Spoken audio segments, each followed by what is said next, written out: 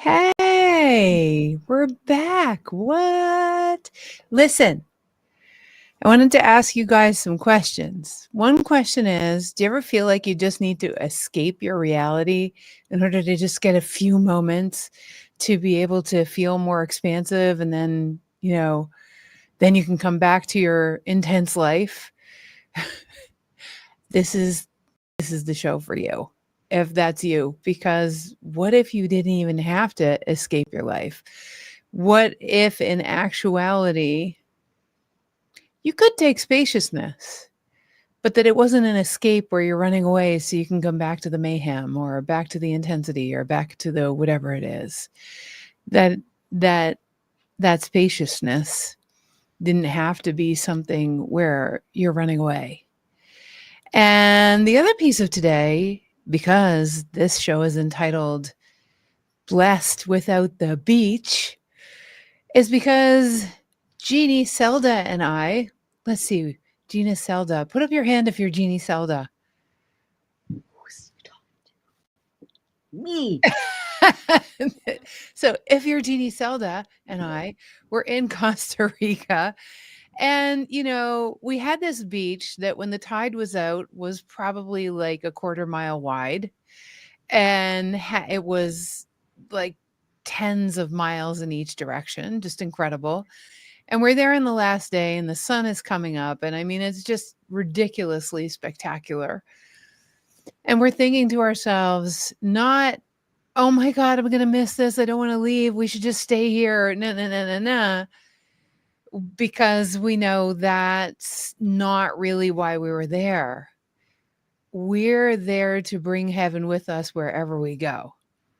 So, how do we take that heaven and bring it with us wherever we go? That's the other question we're going to answer today. At least to a degree where you can do something practical with it. So, yeah, such an amazing journey with two different groups of people. One were graduates of flight school, and the other were some of our people in our awakening community, and people that are outside of our awakening community as well. And it was powerful together. I mean, we went deep, we went wide, hearts open, lives changed. We built bridges. It was incredible. So yeah. Yeah. Jeannie, anything you want to say about that particular trip or your coming home and what you've noticed? Because I really would love to hear like what it's been like for you to come home. Before I do that, you guys listen. If you know that conversations like this are super valuable, the way we keep this going is if you follow us, to just like smash the follow button, just like us, and definitely put comments because we read them. We sit here and we read them. So hello to everyone who's joining us from all over the world. Put your name in, say hi, tell us what your word is for the day. And my word is, here we go. I know it's 3, but it's hyphenated. Jeannie, what's your word? My word is presence. Excellent. It's a good word. And if you can put your word into the comments and also share this with a friend if you know they're just searching and searching for that feeling of heaven on earth and it just doesn't seem to be gettable or attainable, or like everything looks too much like mayhem and that's a bridge too far. Share it with someone who you think might help. Dude, so what surprised you the most about coming home, and what did you notice you needed to do when you came home in order to bring heaven with you wherever you went? Like, blessed without the beach was good, but how did you start to realize that you were living your life before we went on that retreat? And what are you doing differently now? And you guys get a pen and paper because you're going to want to write some of this stuff down. Well, based on your initial question of how the trip was for me, it was like a remembrance of what's possible, a remembrance of, how incredibly expansive and magical is when things can be when you're completely in your presence. Mhm. And hence my word today, presence. And Look at you. for, in Costa Rica, I recognize that it's like nothing really pulled at me, but it was also the deep conversations we had about giving ourselves permission, even though it was a work trip.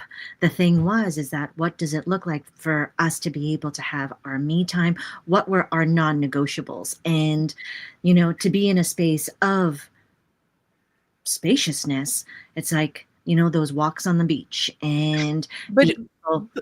but here's the thing though, people aren't on the beach now. How did you literally how did you like, what are the non-negotiables now? Because we had space there, and like you said, Jeannie, nothing was pulling on us. That's the thing. There wasn't a thing pulling on us. We've done this a gajillion times. It was so much fun. Mostly, aside from the few times where you were a total bitch. But no, what? No, she wasn't. It's impossible. But anyways, That whole podcast. Okay, just bring it just on. just didn't happen. But we were in this incredible flow together that was so good.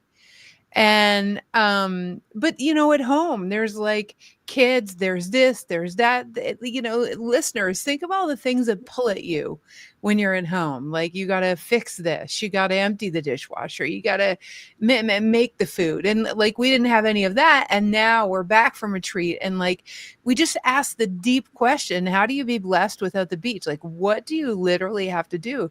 So what did you actually what are you noticing now, Well, pragmatically speaking? what I noticed because of that spaciousness together, because of the activation of that beach, then for me, what I recognized even more deeply was what the things that I carried, the things that I carried, the things, the training, of my family that, on some level of how I'm responsible for their happiness and their comfort, to make me worthy. And I know that's totally my ego. But from that Costa Rica trip, I recognized, wow, like I carry the house. I carry, how clean it is. It was so funny, Jen. I have to share this with you. Yeah. Of course, as I got back, there was this meme I saw online that said, wait a second, I have to share it with you. Oh, my toxic trait is not letting anyone else clean because it's not clean unless I clean it, then getting mad when no one helps me clean. And when I saw that, What? I just laughed because I'm like, that is totally my ego. But then here coming back, it's like, what? It's how do I seek spaciousness and that sense of freedom and expansiveness here? And for me, it was waking up extra early. Usually it's like I'll wake up at around 7, but this time it's like, wait a second, I woke up at 5:30 every morning in Costa Rica. It wasn't hard to do, but what would it actually look like to be able to set up my alarm so that I can wake Mhm. up 5:30 so I can wake up before everyone else wakes up. And that. And when you say everyone, give everyone a sense of what you got pulling on you, what you got. And thanks for all the hearts, you guys, in the comments. Love that. And Annette, so snuggly wuggly that you've been with us since Get Out of Your Own Way. But Jeannie, like, what, like, you've got a special needs, gorgeous human being living in your house. You've got your sweetie pie. You've got 2 dogs, and you've got 2 sons that come in and out from university. Yep. And then you've got work. Mm-hmm. And so the first thing was for you to have the sense of none of those things pulling on you at all. But let's say everyone wakes up, the dogs, the everything, all that kind of stuff. So what happened? Were you taking spaciousness before? Were you getting up earlier before we went to the retreat? It was up and down. It wasn't consistent. Yeah. And again, it depends on how overwhelmed I was feeling, on how much I felt pulled by everybody. But this time, it's actually setting my alarm and also having grace for the times because, again, we just got back late Sunday night. So Yeah. I am having grace for the integration time. And having grace also means, we had this conversation in Costa Rica about permission, right? Yeah. Giving myself permission to be able to share with everyone, hey guys, I'm not available until 8 o'clock. So I'm going to do what I'm going to do, which means, sometimes I actually had to go to I didn't have to, but I went to the coffee house, or I went to Starbucks at 6:30 in the morning just to be able to give myself an hour just to read or to draw or just giving myself that little bit of time, taking a walk by myself, even without the dogs, Yeah. and just knowing, hey, okay, Jeannie, you're putting yourself back on the top of the totem pole so you can be in your presence to see what deserves your energy today rather than the other way around, right? And and it's taking that time out so that we can see, like, so that we can see whether what deserves our attention, but it's not taking the time out to actually, and this is a big one that people do. I'm going to go for a walk so that I can escape all the obligations I have. And then you come back and you perceive everything as an obligation. Part of it is also re-perceiving everything, right? So, as a for instance, one of the things that I did, Jeannie, is on the first day, there's a certain peace that I need in my bedroom. And so what I did was I rearranged everything in my bedroom, cleaned everything up, did everything I could, put things away, even though I had done it before I left, and made peace in my bedroom. So imagine, you guys, that's like one thing you can write down right now. I found organizers for things that I forgot that I had. I made sure that my glasses were right beside my bed. There's a little device I use on my muscles before I go to bed, and I put that in this little carrier. I totally cleaned up and threw out a bunch of stuff. It was what was presenting. I wanted peace in the place that I was sleeping that night. And that matters every night, quite frankly, for me. And then the other thing was the whole next day, I I let myself not do very much work at all, if any.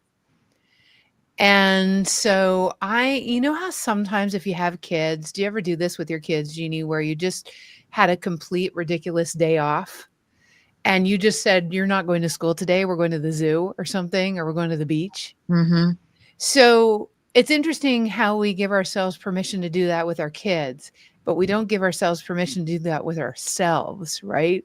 So I gave myself to have like a beach day at home, I would say, where I didn't do any work. Not that I don't enjoy work, it's just I didn't do it. I needed my environment to feel good. So that's the second thing, is that the environment needs to feel peaceful so that the average everyday things don't pull. Mm-hmm. Especially for women, we have general manager of the universe brains, and men, there is no changing that. We really do have the I can see, yeah, right. The I can see everything that's not quite the way it should be brain. Because our brains from way back when, from thousands of years ago, were wired to, protect the children, protect the baby, all that kind of stuff.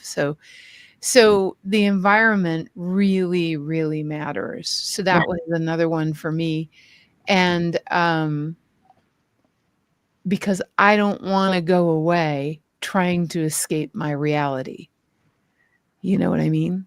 that's one thing I remember that when I got home, the one thing I knew is that it is so easy for me to get pulled by the phone because the phone is attached to things that I have to do, things that I should be doing, things that I haven't done yet. So the one thing is actually plugging in my phone in the living room at night and actually turning it off so that when I wake up in the middle of the night, which has happened in the last 3 days, it's like I don't automatically reach for my phone because I do to try to look at the time. And then I see these messed messages or texts from people on IG or Facebook.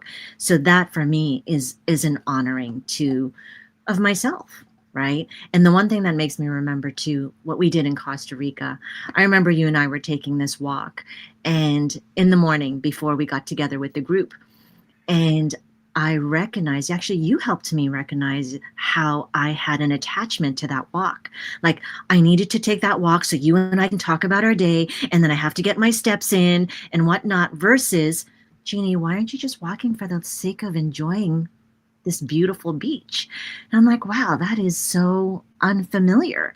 And when I kind of let that go, all of a sudden, there's this, you know, plethora of inspiration and Yeah, creativity that came right. up because there were no attachments. So, what would it look like for me to take that walk, which I have been doing when I take my morning walks when it's not freaking cold outside, and just to walk because I want to walk Well, and connect? just to for everyone to kinda, like, get a sense of it, it would be the equivalent of you going for a walk because you think you should because of exercise Yep. or because, you have to because the dogs need walking. And so we're back to obligation and responsibility. It's not that the walk is some kind of vehicle for you and I to connect so that we can do a better job that day in carrying everyone. Hmm. It's literally the walker, the person having the walk gets to change their state of being, gets to change who's driving the bus of the walk. Because the funny thing is, when you actually take spaciousness, truly time out to allow yourself to be, and for myself too, to be present to the blessings around, instead of taking a walk or taking spaciousness like, I have to. They said it once on a podcast.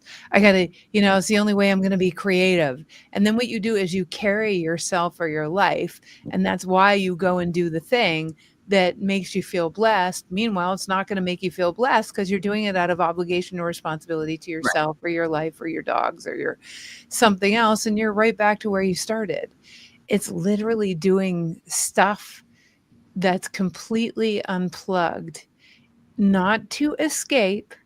I'm gonna Oh, and I wanna say something about escaping. Um, PS, just an aside, I'm taking a tangent. Brooke Yancey, you were in Costa Rica and we missed you. What? Anyways, pouty face, pouty face. Um, but I wanna say something about why is it that we might go for a walk and see that the sky is blue and the air is crisp and it's fall, and maybe you and I take it in, Jeannie. But then we come back, and the instant we're in our house, maybe there's an ongoing difficult discussion with someone. Maybe the dog keeps peeing on the floor. I don't know. Maybe there's this thing that makes your eye twitch that the dishwasher needs to be fixed or something. And or maybe there's a conversation with the way the kids are operating or with the way our parents that are getting older are, and probably colder, are being, right? And one of the things that I find with people who have a difficult time walking around as blessed is there's a skill set missing. And the skill set is around being able to build a bridge with people that matter for you. Like, it could be a client in your business. And that when you don't have the confidence to be able to build a bridge, what happens is there's worry and carrying because you don't have the confidence in your communication. And so you won't even let yourself feel blessed because you feel worried. Maybe you don't ask for help in how to have a conversation with that person or in that situation. Maybe you try to lone wolf it and do it all yourself. It's a huge thing that gets in the way of bringing heaven with you wherever you go. Because the issue is not, so let's talk about another aspect of this, Jeannie. It's a I'm gonna let's just give examples for us, like just a couple each, of how there are there are conditions, like how happiness or blessedness is conditional. Like if this is that way or that is this way, then I can walk around as blessed. Then I can bring heaven with me wherever I go. So where do you notice that? Where do you notice that you can get basically taken out of life by conditions? For me, it's the house. If there's a lot of, if there's, I need my zen space. Like it for me, it feels good. It feels good for it to feel spaciousness and clean. Like I'm by no means a minimalist and it doesn't have to be absolutely immaculate, but there is a sense of attachment that, you know, like it feels clear. And when it's not clear and my house is not vacuumed or there's dirt everywhere or what, Yeah, and when it's not that way. then I get engaged. It's like, Mhm. oh, there it is. And I cannot feel blessed or, free or expansive if the house isn't clean. And But that's your ego, right? totally, totally my ego. Totally. And then I think, Yeah, wait a you're second. cutting out quite a bit, Jeannie. Oh, am I sorry? Yeah. So I'd love to hear from everybody here. If you can, I'd love to see what's the condition? What's the conditionality that you put on your blessedness? Put it in the comments wherever you are. What condition do you place on feeling blessed? What is it that you say, if that doesn't happen, then my mind can't be at peace? And you take your own self out because you make your blessedness conditional. And here's the thing, you guys, when we're walking around as blessed without a beach, what happens is you start living from your overflow and you start blessing other people. You become a natural bridge builder because you're generous of spirit. Like, so for me, as I walk around in this world, I love being generous of spirit. Don't you guys? It's like I love feeling so alive inside. And it's actually my favorite thing to feel so alive inside that I can give from my overflow. And so when I place conditions on when I'm allowed to feel overflow, um, what happens is I don't I don't speak from neutrality, you know? I don't speak from neutrality. Sometimes I can be reactive. And so it's a big deal. And thanks, Nika. I can totally relate to your comment. So and then what's the distinction between I have a very strong preference for peace in my household environment. It does make it much more conducive to being able to feel like I'm in overflow, everything being in its place, then I know I can find it. Um, the carpet not crunching under my feet, that kind of thing is like, mm. So, you're allowed to have preferences. You're allowed to like what you like. You're allowed to desire that. There's nothing wrong with having a desire for peace in your house. No question. It should be a sanctuary for you. It's where you go to get away from the world, not to escape the world, but in order to sort of feed your soul. So it matters. So, Mhm. Jeannie, like, okay, so what do you do when you realize, like, when I realize I'm placing a condition, I actually have to go somewhere, especially if it's household. I have to go outside my house to breathe a little bit or walk to realize that I'm making my blessedness conditional because truly my body is working. I'm alive. I can see things. There are sunsets. I am blessed, right? But then I forget. So what do you do? Well, actually, that's exactly what I was going to say. And I know Adam's going to say something about this, but it's It's But he's upside down right now. but it really is. It's like it is a pattern interrupt because I know at that moment my body is so wise. It'll give me, it'll give me a message of irritability or overwhelm or whatnot because I'm judging it. I'm making it conditional. Mm, I'm making the house conditional on my peace versus, okay, I'm a little overwhelmed. There's just a lot of energy in the house going on. And what does it look like for me to actually walk away from the density that I feel, which is in the form of a walk or a drive or, actually shutting myself in my bedroom, my peaceful bedroom, and watching a Netflix show or just drawing or doing whatever, right? And it's in that pattern interrupt that makes me realize, oh, I'm making my ego, my identity is making this a big deal. The good girl, the good mom, the good wife, et cetera, et cetera. So it's that pattern interrupt. That's a big thing for me. mhm. And it's funny though, because when you're overwhelmed, that's the last thing that I want to do is to take a walk. No, I want to clean the house and everyone has to clean it with me. Right. But Versus then they don't do it well enough, so exactly. then you clean after they clean, yeah. Yeah. So so so one of the things that Smarty Pants Adam said I just in the pop in notes and for say, the "What? What are you talking about? No, it's not clean enough? What? But I just put that there, and now you're gonna move it?" Exactly. I go through it every time Jennifer comes away, and when she comes back, it's like, "Okay, just need to make sure everything's in it." Yeah. And I go and I just it's not anything to argue about. It's just kind of like, "Okay, let me know Yeah. when you're settled." Yeah, yeah, yeah, Right. exactly, and then so what I hear me saying and you saying, Jeannie, is this is thriving requires choosing the resonance with the already blessings. I'm gonna say it again because it's so important. Thriving or bringing the beach with you requires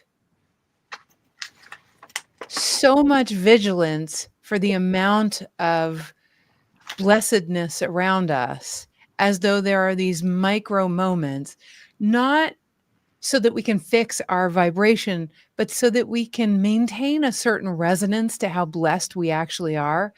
And if resonance becomes more important, resonance with how blessed we are, not changing the circumstances with how blessed we are, then what happens is, you know, all of a sudden when you're tidying up the house, you just feel blessed by having a house at all. And you just feel blessed by being alive. And it's just something you get to do rather than something you have to do. And so it's resonance versus habit. Do you know Mm. what I mean? Just having a habit because it's like, oh my God, the only way I'm ever going to feel at peace or blessed is by having everything in its place or by not having an argument with anyone or by, not having to revise things in my business and create systems. If you have to do all that to feel at peace, my goodness, that is a very conditional life and you're going to be exhausted. And trust me, we know. Yep. Right? So exhausted that at one point in this business, both Jeannie and I abdicated our responsibility because we were carrying too much. Right? And so when you start to choose resonance over the habit of carry, like, what am I resonating with? What level am I resonating with the heaven on earth that I have and already exists? The fact that my oxygen is exchanging in my blood without me, the fact that, I can breathe, the fact that my digestion is working without me, the fact that the mere fact that I am or you are we choosing the resonance? Or are we saying that circumstances have to change in order for us to actually find that level of blessedness? And yeah, there is a huge difference between forcing it and otherwise. So some some necessary or beneficial aspects, I would say, Jeannie, one of my beneficial aspects to make sure that I remain in that blessed space is community. How about you? I need community because just like this conversation, if I was listening to this conversation, for me, it would be such a great reminder. I'd be like, yeah, what she said. Yeah, I'm going to do that. I'm going to blah, blah, blah, blah. But just saying I'm going to resonate doesn't help. Like, what else do you do to put some structure in place? For me, it is as simple as a gratitude. Like, I have my gratitude journal, and I Mhm. remember, gratitude journal was like so old school back then. And then it just really presented for me to start doing that in the last three, Mhm. 4 months, especially during this menopause time. And, and then, so really, there's days where it's hard to find things I'm grateful for only because it's coming from overwhelm. But when I'm doing it as a practice, it really does help me get back so grounded. And another thing, too, a deeper awareness for me is when I am feeling a bit off, when I am feeling a little bit pulled, then I ask myself 2 questions. Okay, what am I judging here? And what am I giving my power away to? Yes. So for me, it's a big difference because I'm like, oh, here it is. It's that identity of the good mom wanting to make sure that everyone's okay. So, you know, or But whatever it you is, are a good mom, or that I have it all handled, or, but you you know, do have it handled. I'm a big daughter. So yeah, that for me really, really helps. And, it's made a big difference because, when you're doing the same thing over and over again, it gets you into that very familiar pattern. And again, what does it look like to have that pattern interrupt, right? Yeah. Yeah, yeah, I kind of recognize that a big pattern interrupt for me is I'm going for a walk in the morning when the sun rises, and, for the first time last night, as I promised myself when we left the beach, watching the sun go down at night, as, the sunrise because all the codes of the sun, all of the energy of the sun carries the awakening and the possibility of a new day in a very quantum physical way. So I'm activated by, the decks being cleared all night. And then it's like this blank canvas on which to draw. And then at night, it's like, okay, declaring the day complete. And it's just so important. These are the infrastructures. But one of the biggest things is we have community, and in Huge. community, you share your gratitudes. We're going to be doing that more in Agents of Awakening. We have one of our staff member that's going to be sharing our gratitudes. And I do future activations every day with our one-on-one clients, but some of those future activations I absolutely share at least once a week into the community at large, just so we can find our way home. And so we have a part of our community as an opportunity to join free, into Agents of Awakening community. It's a free version. It doesn't include the Get Out of Your Own Way course or Thriving Operating System courses, but it does include intros to those and some amazing activations, and a couple of aspects of Get Out of Your Own Way. And certainly you can ask questions of Jeannie and I in there. So if you're not a member, there's a QR code in the upper corner of the page right now, and you can actually join our community at no charge called Agents of Awakening, the free version of it. And if you want to upgrade, I'm sure you'll hear about it, because one of the things you get free when you join, what you get when you join the playground, the Agents of Awakening playground, is you get one awakening conversation. That's like a monthly call that I do where you can ask questions. You get one, the very first one in your first month at no charge. And you can come and see what it's like to get those monthly calls and to be able to ask the questions and change your life. So come on along, join us. Come We'd love to see play. you there. Yeah, come play. All right, Jeannie. Yeah, I'm unfolding being blessed without the beach right now, and that's where I am, and I'm so grateful for everyone that joined us today. Thank Super you. grateful, especially since this was a post-Thanksgiving in the United States, um, podcast, and so it's a work in progress, but I feel like I cannot not do it at this point because I was so activated to how great it felt on the beach. How about you? Just so incredibly grateful. Just so grateful for that experience. So grateful for the, the evidence of the magic that's available when, when I get out of my own way. That should be a course. Get out of your own way. Hey, I think I know someone who teaches that course. That's so funny. Might be us. So everyone, thank you so much for joining us today. Remember, put some infrastructure in place. Take pieces of things that we shared today and write them down. Re-listen to this and pull out what you think might help.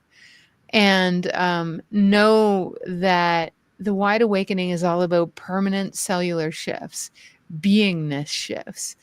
And it is possible to walk around as blessed without the beach and make your life unconditionally blessed. It's possible. That's what we do at the Wide Awakening. And so we're so glad you're here just to get the reminders and the little tastes. And Jeannie, as always, love you. Thank you, Adam, for helping us, and love you so much, and love everybody. And until next Friday, big hugs, y'all.